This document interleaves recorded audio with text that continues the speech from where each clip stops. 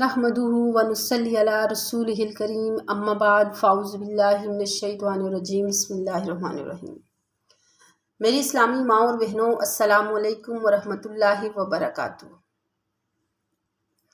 آج ہم نے سورۃ البقرہ کی آیت نمبر 43، آیت نمبر 44، 45 اور 46 کا لفظی ترجمہ پڑھنا ہے اور اس کی تشریح پڑھنی ہے انشاءاللہ۔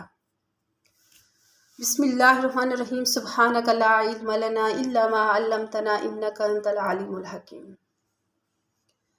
وَأَقِیمُوا الصَّلَاةَ وَآتُوا الزَّکَاةَ وَارْکَعُوا مَعَ الرَّاکِعِینَ۔ وَأَقِیمُوا الصَّلَاةَ، اور تم قائم کرو نماز، وَآتُوا الزَّکَاةَ اور زکوٰۃ دو، وَارْکَعُوا اور رکوع کرو، مع الراکعین رکوع کرنے والوں کے ساتھ۔ اَتَأْمُرُونَ النَّاسَ، کیا تم حکم دیتے ہو لوگوں کو، بالبر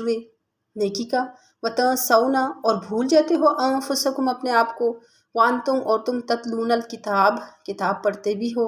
افلا تعقلون کیا تم عقل نہیں رکھتے، وَاسْتَعِینُوا اور تم مدد طلب کرو، بالصبر صبر کے ساتھ، والصلاۃ اور نماز کے ساتھ،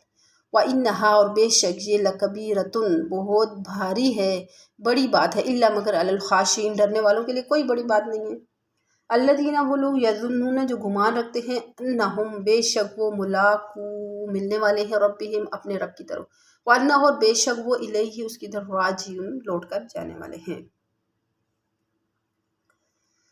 بنی اسرائیل کو اللہ تعالیٰ نے اپنی نعمتیں اور احسانات یاد دلا کر ایمان اور عمل صالح کی طرف دعوت دی۔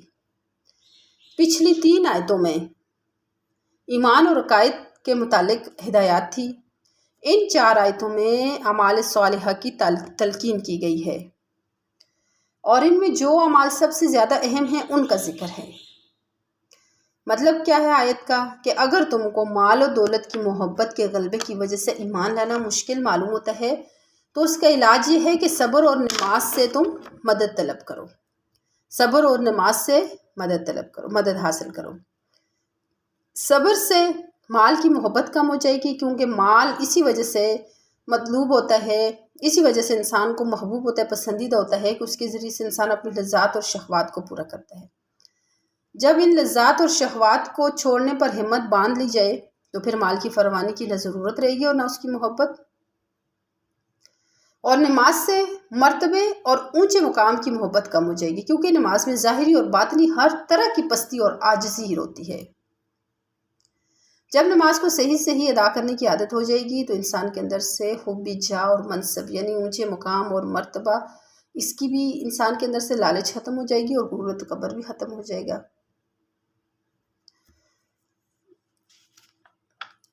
پھر اس کے بعد فرمایا وَأَقِیمُوا الصَّلَاةَ، نماز قائم کرو، اور یہاں پر صلاۃ کے لفظی معنی دعا کے ہیں۔ اصطلاح شرع میں وہ خاص عبادت ہے جس کو نماز کہا جاتا ہے۔ قرآن کریم میں عموماً نماز کی جتنی مرتبہ بھی تاکید آئی ہے وہ اقامت کے ساتھ آئی ہے، یعنی اقیم الصلاۃ اقامت کے ساتھ آئی ہے۔ مطلق نماز پڑھنے کا ذکر صرف 1-2 جگہ قرآن میں آیا ہے، اس لیے اقامت الصلاۃ کی حقیقت کو سمجھنا چاہیے کہ اقامت الصلاۃ کی حقیقت کیا ہے۔ اقامت کے لفظی معنی سیدھا کرنے اور ثابت رکھنے کے ہیں، اور عادتاً جو ستون یا دیوار یا درخت وغیرہ سیدھا کھڑا ہوتا ہے وہ قائم رہتا ہے، گر جانے کا خطرہ کم ہوتا ہے، اس لیے اقامت کے معنی قائم اور دائم کرنے کے بھی آتے ہیں، یعنی وہ نماز جو قائم کی جائے، یعنی کہ ایک دن پڑھی دوسرے دن چھوڑ دی۔ قائم کرنے کا مطلب یہ ہے کہ اس کو روزانہ پڑھا جائے، ادا کیا جائے، اور اس کے فرائض واجبات کا خیال رکھتے ہوئے، مکروہات سے بچتے ہوئے نماز کو قائم کرنا، اس کے وقت پر ادا کرنا اقامت الصلاۃ ہے۔ وَآتُوا الزَّکَاۃَ اور زکوٰۃ دو۔ زکوٰۃ کے لغوی معنی 2 آتے ہیں، ایک ہوتا ہے پاک کرنا اور دوسرا بڑھنا۔ اصطلاح شریعت میں مال کے اس حصے کو زکوٰۃ کہا جاتا ہے جو شریعت کے احکام کے مطابق کسی مال میں سے نکالا جائے اور اس کے مطابق صرف کیا جائے۔ اگرچہ یہاں خطاب موجودہ بنی اسرائیل کو ہے، جس سے یہ ثابت نہیں ہوتا کہ نماز اور زکوٰۃ اسلام سے پہلے بنی اسرائیل پر فرض تھی، مگر سورہ مائدہ میں ہے وَلَقَدْ أَخَذَ اللَّهُ مِيثَاقَ بَنِي إِسْرَائِيلَ وَبَعَثْنَا مِنْهُمُ 12 نَقِيبًا وقال اللہ انی معکم لئن اقمتم الصلاۃ۔ اس آیت سے ثابت ہے کہ نماز اور زکوٰۃ بنی اسرائیل پر فرض تھی، اگرچہ اس کی کیفیت اور حیت وغیرہ مختلف تھی لیکن فرض تھی۔ پھر اس کے بعد فرمایا وَارْكَعُوا مَعَ الرَّاكِعِينَ، تم رکوع کرو رکوع کرنے والوں کے ساتھ۔ رکوع کے لغوی معنی جھکنے کے ہیں، اور اس معنی کے اعتبار سے یہ لفظ سجدہ پر بھی بولا جاتا ہے کیونکہ وہ بھی جھکنے کا انتہائی درجہ، مگر اصطلاحی شرح میں اس خاص جھکنے کو رکوع کہتے ہیں جو نماز میں معروف اور مشہور ہے۔ آیت کے معنی یہ ہے کہ رکوع کرو رکوع کرنے والوں کے ساتھ۔ یہاں ایک بات قابل غور ہے کہ نماز کے تمام ارکان میں سے اس جگہ رکوع کی تخصیص کیوں کی گئی؟ تو اس کا ایک جواب تو یہ دیا گیا کہ یہاں پر نماز کا جز بول کر کل مراد ہے، چونکہ رکوع بھی نماز کا جز ہے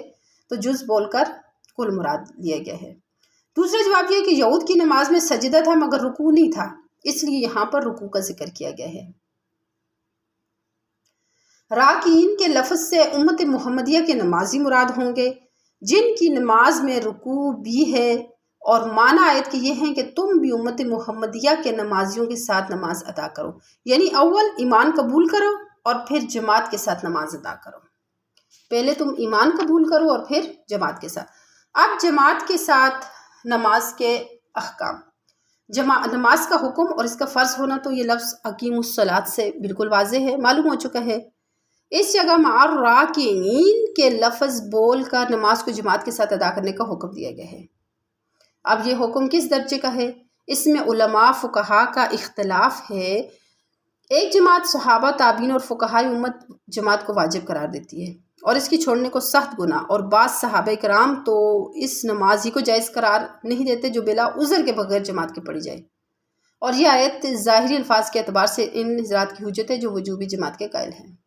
اس کے علاوہ چند اور روایت حدیث سے بھی جماعت کا واجب ہونا ثابت ہوتا ہے، جیسے کہ ابو داؤد شریف کے اندر ہے لا صلاۃ لجار المسجد الا فی المسجد، کہ نہیں ہے نماز مسجد کے پڑوسی کے لیے مگر مسجد میں ہی، اور مسجد کی نماز سے ظاہر ہے کہ جماعت کی نماز مراد ہے۔ تو حدیث کے الفاظ سے یہ مطلب نکلا کہ مسجد کے قریب رہنے والوں کی نماز بغیر جماعت کے جائز نہیں ہے۔ اور صحیح مسلم میں بروایت حضرت ابو ہریرہ رضی اللہ تعالیٰ عنہ منقول ہے کہ ایک نابینا صحابی نے حضرت صلی اللہ علیہ وآلہ وسلم کی خدمت میں حاضر ہو کر عرض کیا کہ میرے ساتھ کوئی ایسا آدمی نہیں جو مجھے مسجد تک پہنچا دے اور میں نابینا بھی ہوں، اس لیے اگر آپ اجازت دیں تو میں گھر میں نماز پڑھ لیا کروں۔ حضرت صلی اللہ علیہ وسلم نے اول تو اس کو اجازت دے دی، مگر جب وہ جانے لگا تو سوال کیا کہ کیا اذان کی آواز تمہارے گھر تک پہنچتی ہے؟ انہوں نے عرض کیا کہ اذان کی آواز تو میں سنتا ہوں۔ آپ نے فرمایا پھر تو آپ کو مسجد میں آنا چاہیے، اور بعض روایات میں اس طرح آتا ہے کہ آپ نے فرمایا کہ پھر میں آپ کے لیے کوئی گنجائش رخصت نہیں پاتا۔ حضرت عبداللہ بن عباس رضی اللہ تعالیٰ عنہ نے کہا کہ رسول اللہ صلی اللہ علیہ وسلم نے فرمایا من سمع النداء فلم یجب فلا صلاۃ لہ الا من عذر، یعنی جو شخص اذان کی آواز سنتا ہے اور جماعت مسجد میں نہیں آتا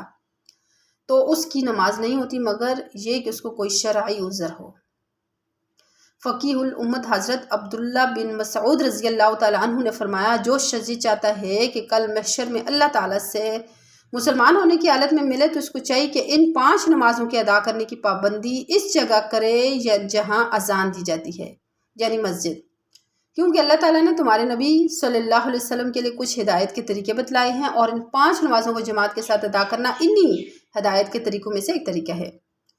اور اگر تم نے یہ نمازیں اپنے گھر میں پڑھ لیں جیسے یہ جماعت سے الگ رہنے والا اپنے گھر میں پڑھ لیتا ہے، کسی خاص شخص کی طرف اشارہ کر کے آپ صلی اللہ علیہ وسلم نے فرمایا، تو تم نے اپنے نبی کریم صلی اللہ علیہ وسلم کی سنت کو چھوڑ دیا، اور اگر تم نے اپنے نبی کی سنت کو چھوڑ دیا تو گمراہ ہو جاؤ گے۔ اور جو شخص وضو کرے اور اچھی طرح پاکی حاصل کرے پھر کسی مسجد کا رخ کرے تو اللہ تعالیٰ اس کے ہر قدم پر نیکی اس کے نامہ اعمال میں لکھتے ہیں اور اس کا ایک درجہ بڑھا دیتے ہیں اور ایک گناہ معاف کر دیتے ہیں۔ اور ہم نے اپنے مجمع کو ایسا پایا کہ منافق بین النفاق کے سوا کوئی آدمی جماعت سے الگ نہ پڑتا تھا، صحابہ کرام کہتے ہیں، یہاں تک کہ بعض حضرات کو عذر اور بیماری میں بھی 2 آدمیوں کے کندھوں پر ہاتھ رکھ کر مسجد میں لایا جاتا اور صف میں کھڑا کیا جاتا، لیکن انہوں نے جماعت کے ساتھ ہی نماز پڑھنی تھی۔ اتامرون الناس بالبر، کیا تم حکم دیتے ہو لوگوں کو نیکی کے، وتنسون انفسکم، اور اپنے آپ کو بھول جاتے ہو۔ اس آیت میں خطاب اگرچہ علماء یہود سے ہے، ان کو ملامت کیا جا رہا ہے کہ وہ اپنے دوستوں اور رشتہ داروں کو یہ تلقین کرتے ہیں کہ تم محمد صلی اللہ علیہ وسلم کی پیروی کرتے رہو اور دین اسلام پر قائم رہو، جو علامت ہے اس بات کی کہ علماء یہود دین اسلام کو یقینی طور پر حق سمجھتے تھے، مگر خود نفسانی خواہشات سے اتنے مغلوب تھے کہ اسلام قبول کرنے کے لیے تیار نہ تھے۔ لیکن معنی کے اعتبار سے یہ ہار اس شخص کی مذمت ہے جو دوسروں کو تو نیکی اور بھلائی کی ترغیب دے مگر خود عمل نہ کرے، دوسروں کو خدا سے ڈرائے مگر خود نہ ڈرے۔ ایسے شخص کے بارے میں حدیث میں بڑی ہولناک وعیدیں آئی ہیں۔ حضرت انس رضی اللہ تعالیٰ عنہ سے روایت ہے کہ آن حضرت صلی اللہ علیہ وسلم نے ارشاد فرمایا، شب معراج میں میرا گزر کچھ لوگوں پر ہوا جن کے ہونٹ اور زبانیں آگ کی کینچیوں سے کترے جا رہے تھے۔ میں نے جبرائیل سے پوچھا یہ کون ہے؟ جبرائیل نے بتایا کہ یہ آپ کی امت کے دنیا دار واعظ ہیں جو لوگوں کو تو نیکی کا حکم کرتے تھے مگر اپنی خبر نہ لیتے تھے۔ ابن اساکر رحمہ اللہ نے ذکر کیا کہ نبی کریم صلی اللہ علیہ وسلم نے ارشاد فرمایا، بعض جنتی بعض دوزخیوں کو آگ میں دے کر پوچھیں گے تم لوگ آگ میں کیوں کر پہنچ گئے، حالانکہ ہم تو باخدا انہی نیک اعمال کی بدولت جنت میں داخل ہوئے ہیں جو ہم نے تم سے سیکھے۔ اہل دوزخ کہیں گے ہم زبان سے ضرور کہتے تھے لیکن خود عمل نہیں کرتے۔ اب یہاں پر ایک سوال پیدا ہوتا ہے کہ کیا فاسق واعظ اور نصیحت نہیں کر سکتا؟ لیکن مذکورہ بیان سے یہ نہیں سمجھ لینا چاہیے کہ بے عمل یا فاسق کے لیے دوسروں کو واضح نصیحت کرنا جائز نہیں، اور جو شخص کسی گناہ میں مبتلا ہو اور وہ دوسروں کو اس گناہ سے باز رہنے کی تلقین نہ کرے، کیونکہ کوئی اچھا عمل الگ نیکی ہے اور اس اچھے عمل کی تبلیغ دوسری ایک مستقل نیکی ہے۔ اور ظاہر ہے ایک نیکی کو چھوڑنے سے یہ ضروری نہیں آتا کہ دوسری نیکی بھی چھوڑ دی جائے۔ جیسے ایک شخص اگر نماز نہیں پڑھتا تو اس کے لیے لازم نہیں کہ وہ روزہ بھی ترک کر دے، بالکل اسی طرح اگر کوئی شخص نماز نہیں پڑھتا تو اس کے لیے ضروری نہیں کہ وہ دوسروں کو نماز پڑھنے کا بھی نہ کہے۔ چنانچہ امام مالک رحمہ اللہ نے سعید بن جبیر رضی اللہ تعالیٰ عنہ کا یہ قول نقل کیا کہ اگر ہر ایک شخص یہ سوچ کر امر بالمعروف اور نہی عن المنکر چھوڑ دے کہ میں خود گناہ گار ہوں، جب گناہوں سے خود پاک ہو جاؤں گا تو لوگوں کو تبلیغ کروں گا، تو نتیجہ یہ نکلے گا کہ تبلیغ کرنے والا کوئی بھی نہیں رہے گا،